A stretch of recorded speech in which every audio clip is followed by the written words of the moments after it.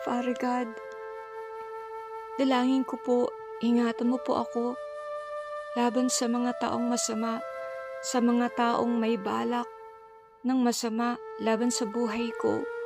Ingatan niyo po ako, Ama, mula sa mga huwad na kaibigan na nakangiti sa aking harapan, ngunit sinasaksak pala ako ng patalikuran. Itago mo po ako, Panginoon, sa lilim ng iyong malubay na pakpak. Ayon sa salita mo sa awit 91 verses 3-5, sinabi mo, sa panganib at bitag ako'y iyong ililigtas, at kahit anumang matinding salot ay hindi ako magdaranas. Lulukuban ako sa lilim ng iyong pakpak, at sa iyong kalinga ako ay palaging nakatitiyak. Iingatan mo ako, ipagsasanggalang, pagkat ikaw ay matapat. Pagsapit ng gabi, hindi ako hindi ako matatakot sa anumang bagay, maging sa gagawing biglaang paglusob ng mga kaaway. Father God, bigyan niyo po ako ng talas ng pakiramdam upang hindi ako mahulog sa kanilang mga inihandang pain o bitag laban sa akin. Buksan mo rin ang aking mga mata.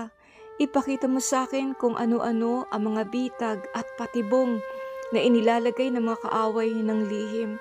Bigyan mo po ako ng talas ng pag-iisip.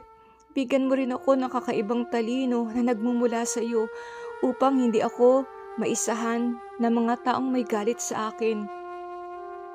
Sa aking paglalakad, saan man ako magtungo, dalangin ko, Ama, ang iyong pagsama, ang iyong pag-iingat sa aking buhay, kasama na rin ang buhay ng aking mga mahal sa buhay.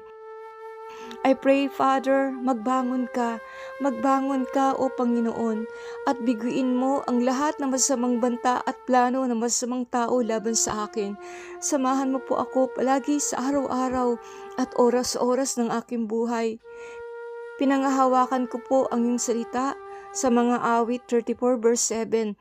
Anghel ang siyang bantay sa may takot sa Diyos. Sa panganib sila'y kinukupkop.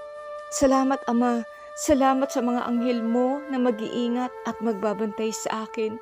Pinasasalamatan kita dahil sa iyong walang kupas na pag-ibig at pagmamahal sa akin. Salamat, marami pong salamat. Ibinibigay ko sa iyo ang aking buhay. Pinagkakatiwala ko ang aking buhay. Salamat sa iyo, Ama, sapagkat ako ay ligtas.